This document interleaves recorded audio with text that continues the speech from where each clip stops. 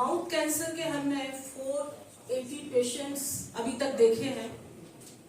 Carcinoma of lungs 110 patient treat किए हैं।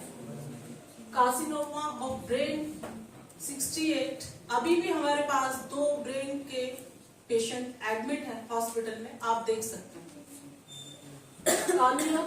Carcinoma of breast के 82 पेशेंट्स हमने देखे हैं।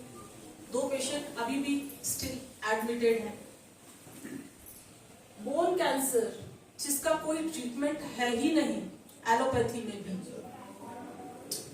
जो ट्रीटमेंट एलोपैथी में देते हैं, मैनेजमेंट जो करते हैं, उसके अलावा जो हमने देखे हैं वो 82 पेशेंट्स हैं। उसमें कई सारे पेशेंट्स को कितना रिलीफ हुआ है वो भी हम आपको रिपोर्ट्स विद वीडियोस सारा हम शेयर करेंगे। आप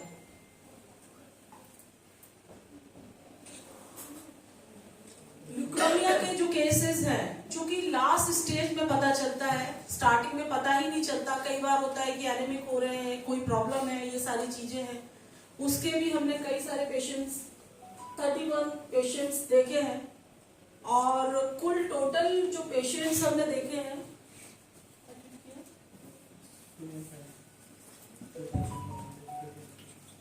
2100 के आसपास हम लोग पेशेंट एडमिट करके ट्रीट कर चुके हैं और 5000 अप्रॉक्स हम पेशेंट्स देख चुके हैं। ओपीडी वो ले चुके हैं, कुछ एडमिट हुए, कुछ ओपीडी बेस पे भी उनका ट्रीटमेंट किया। चूंकि उनको एडमिट करने की जरूरत नहीं थी। ये हमारा 2 साल का डाटा है। 2 साल में हमने इतने पेशेंट्स कैंसर पे देखे हैं और सफल हम काफी हद तक हम सफल रहे हैं। कई पेशेंट्स बिल्कुल लास्ट स्टेज पे आए हैं जिन्होंने एलोपैथी की ऐसी कोई ट्रीटमेंट नहीं है। एलोपैथी, आयुर्वेद, अभी एक रिसेंटली चला है इम्यूनोथेरेपी, वो सब लेने के बाद भी पेशेंट्स हमारे पास आए और हमने उनको जो लाइफ उनकी ईश्वर ने दी थी उसको हमने काफी हद तक पीसफुल दिया। ऐसे पेशेंट्स भी हम आपको दिखाएंगे।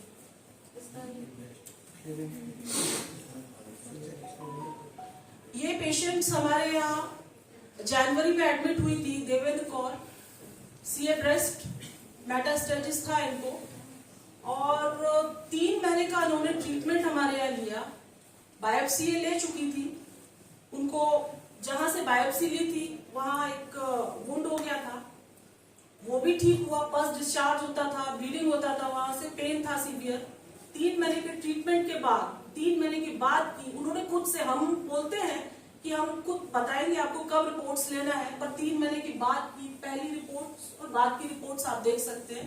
ये एविडेंस हमारे पास है।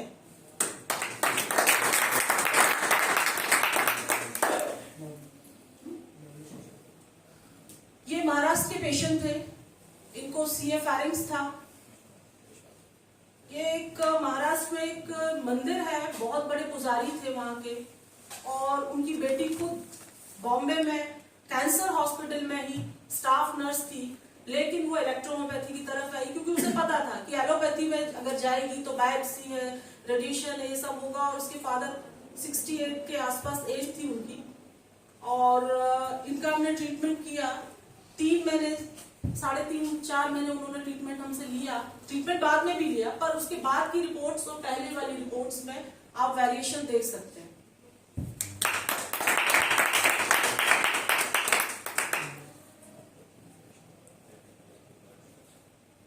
ये पेशेंट अशोक इंगले हैं, ये बॉम्बे के हैं। ये रिनाउंड वहां के बहुत बड़े बिजनेसमैन हैं। ये हमारे पास 1 साल पहले आए थे। इन्होंने ब्रेन कैंसर था इनको और ऑपरेशन कराया इन्होंने।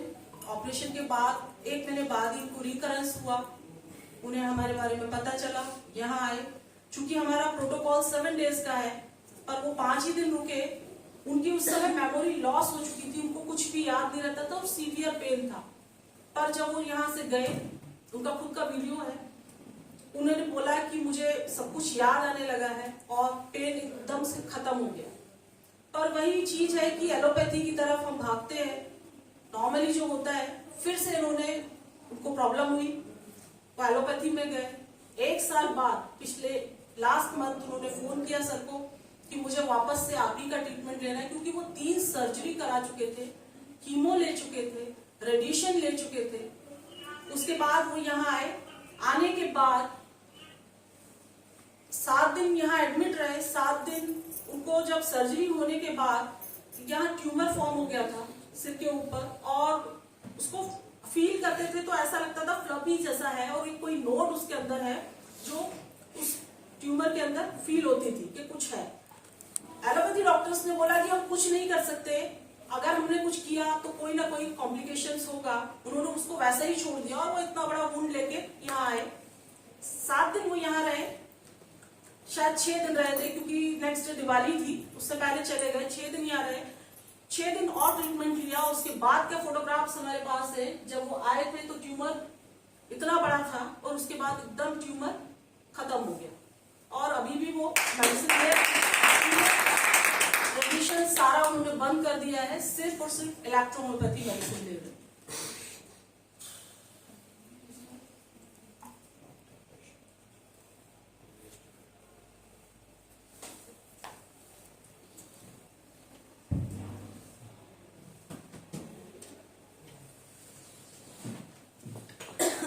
ये पेशेंट गुजरात की है, ब्रेस्ट कैंसर था इनको, ब्राड 4 था।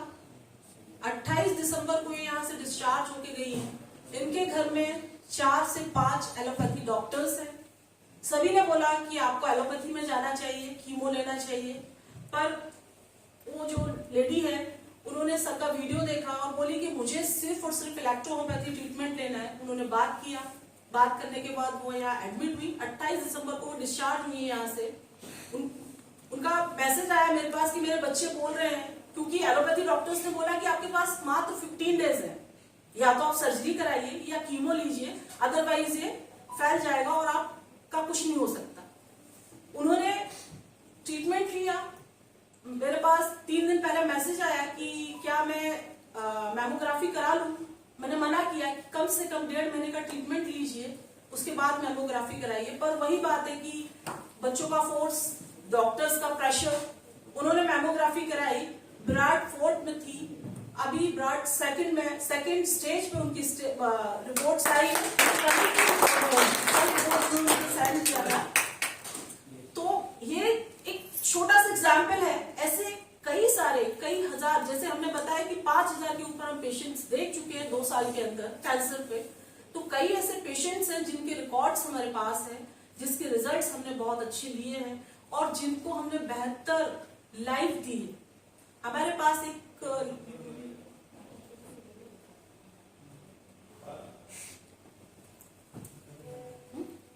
गंगाधर कांधारे जी जो है, वो हमारे पास जब से हमने हॉस्पिटल स्टार्ट किया है उसके 1 महीने बाद ही वो हमारे पास आए थे। मतलब 1.5-2 साल हो गया उनका ट्रीटमेंट को।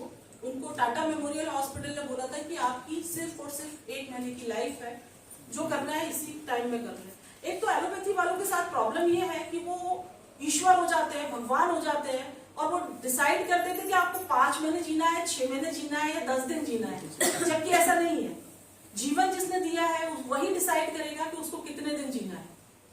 उनको 1 महीने का टाइम दिया था और उन्होंने हमारे यहाँ ट्रीटमेंट लिया।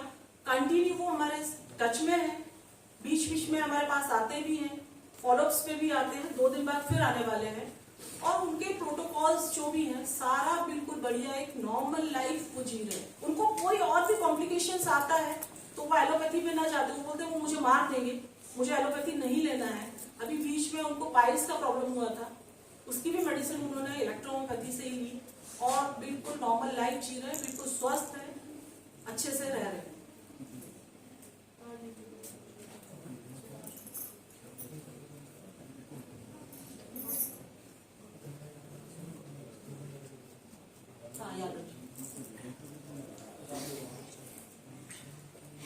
ये पेशेंट राम विशाल यादव जी हैं, ये यूपी से हैं और इनको लंग्स में बहुत बड़ा ट्यूमर था। जब वो यहाँ आए थे उनके बेटे का ही फोर्स था कि हम इलेक्ट्रोहोम्योपैथी ट्रीटमेंट लेंगे, चूंकि एलोपैथी में कोई उसे पता था कि फादर की एज इतनी है और ठीक होना मुश्किल है। उन्होंने खुद से ही हमारा जो होता है प्रोटोकॉल, हम बोलते हैं 6 महीने से 8 महीने ट्रीटमेंट लेना होता है, और 1.5 महीने बाद 2 महीने बाद हम बायोप्सी तो हम मना ही करते हैं, आप सीटी स्कैन कराएंगे। उन्होंने सीटी स्कैन कराया तो जो लंग कैंसर था, जो इतना बड़ा ट्यूमर था, वो ट्यूमर एकदम सबसाइड हो चुका है और वो कैंसर से बाहर आ चुका है। सिर्फ 1 महीने का ट्रीटमेंट, 1 महीने भी नहीं, 25 डेज हुए थे उनको। जैसे ये 28 दिसंबर का बताया है आपको मैंने, गुजरात वाली पेशेंट ब्रेस्ट कैंसर का 28 दिसंबर को डिस्चार्ज हुई है, और आज 11 तारीख है, कल परसों उन्होंने मैमोग्राफी कराई, तो मात्र 15 दिन का ट्रीटमेंट उनका था और इनका 25 दिन का ट्रीटमेंट।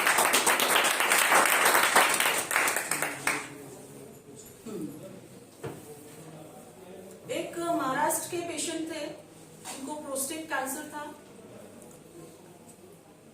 चूंकि महाराष्ट्र में अभी बीच में 15 डेज का मेडिसिन लेके गए थे, वो 3 दिन ही एडमिट रहे, 15 डेज का मेडिसिन लेके गए। महाराष्ट्र में लॉकडाउन लग गया, कन्विंस नहीं हो पा रहा था आने जाने का, वो खुद से मेडिसिन लेने आए, और 22 दिन के ट्रीटमेंट के बाद उन्होंने अपना सोनोग्राफी कराया, प्रोस्टेट का सारे टेस्ट कराए, तो उस टेस्ट में मिरेकल, मतलब उनको खुद को विश्वास नहीं हो रहा था। उनके बेटे ने जब रिपोर्ट दिखाई, बोले मैडम हमको विश्वास ही नहीं हो रहा, हम एलोपैथी डॉक्टर्स को दिखाया तो बोलते हो ही नहीं सकता ऐसा, आप दूसरा टेस्ट कराइए। वो टेस्ट कराया, उन्होंने 2 बार टेस्ट कराया, और दोनों टेस्ट में रिपोर्ट्स उनकी इतनी मिरेकल चेंजेस आए कि प्रोस्टेट में 10 ग्राम का फर्क आया।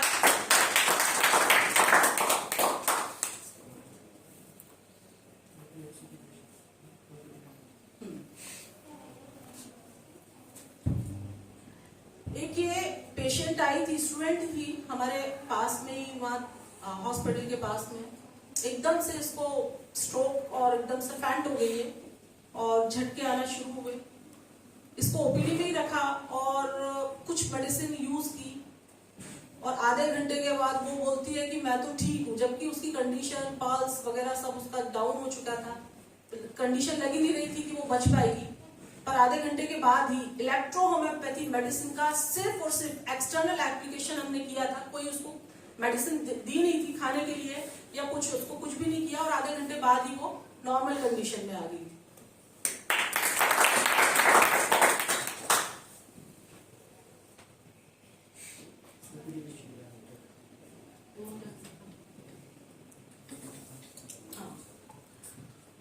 ये एक पेशेंट है हमारे पास पिछले 1 साल से, एक स्किन कैंसर है उनको, और ये एडमिट नहीं हुआ हमारे पास, महादेव मंडलोई जी। देखिए यहाँ पे हमें प्रॉब्लम हुआ, एलोपैथी में दिखाया तो उन्होंने बोला यहाँ से कट करना पड़ेगा। वो एलोपैथी न जाते हुए हमारा ट्रीटमेंट ले रहे हैं, पिछले 1 साल से वो ट्रीटमेंट ले रहे हैं, और उनकी वो प्रॉब्लम एकदम सॉल्व हो चुकी है, बिल्कुल रूप से स्वस्थ है। क्योंकि एलोपैथी में जाते तो वो यहाँ कट करते, फिर वो यहाँ होता, फिर वो यहाँ होता, क्योंकि कैंसर में अगर हमने चाकू चलाया है तो कहीं ना कहीं उसके साइड इफेक्ट्स आते हैं और वो वापस से रिकरेंस होता है, तो बिल्कुल नॉर्मल लाइफ जी रहे हैं।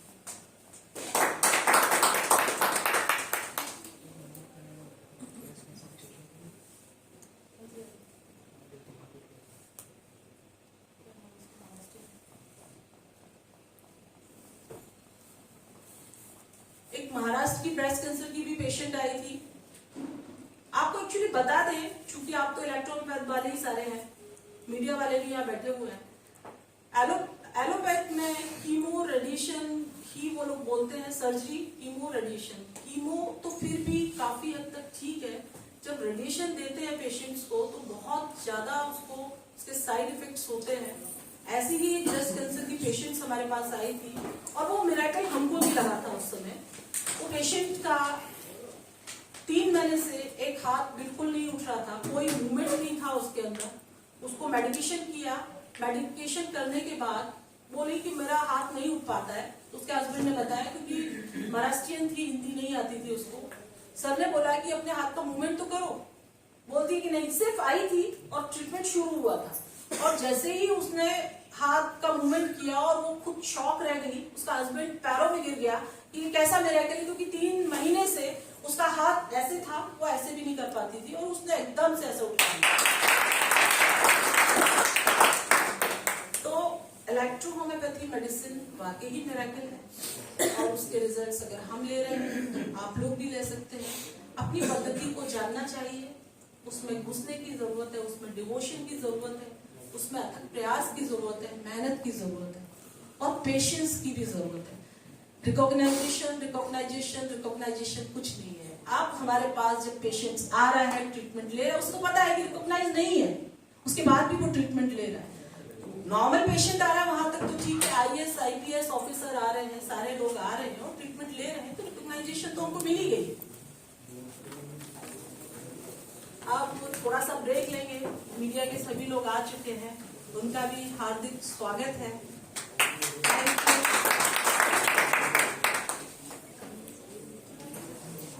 अभी शुरू करेंगे हम।